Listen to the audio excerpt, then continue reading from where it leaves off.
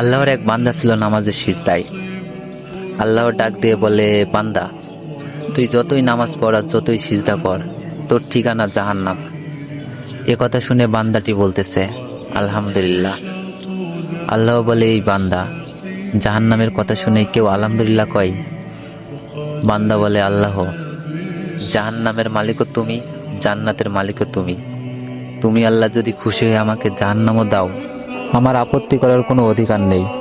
আল্লাহ বলতেছে, বান্দা, জাহান্নামে গেলে তুই পুড়ে যাবি, তোর কষ্ট হবে। বান্দা বলতেছে, আল্লাহ, কষ্ট শুধু আমার হবে না, তোমারও হবে। আল্লাহ বলে, বান্দা, তুই পুড়বি জাহান্নামে, আমার কষ্ট কেন হবে?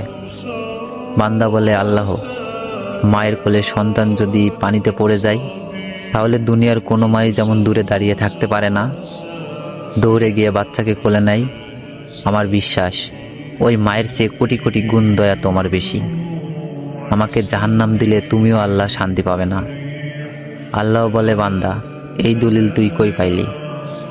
বান্দা বলে, আল্লাহ, আমাদের জাতির পিতা ইব্রাহিম আলাইহিস সালাম তোমার প্রেম বুকে নিয়ে যখন নমরুদের চুলায় পড়ে গেল, তার আগেই তুমি বলে দিলে। আমার দিকে তাকিয়ে দেখো, আমার কলেজা ভরে শুধু তুমি আছো, আর অন্য কারো জায়গা নাই। আল্লাহ বলে, বান্দা, আমার প্রেমের ভক্তি নিয়ে যদি কেউ জাহান্নামেও যায়, আমি জাহান্নামকেও জান্নাত বানিয়ে দিব। সুবহানাল্লাহ।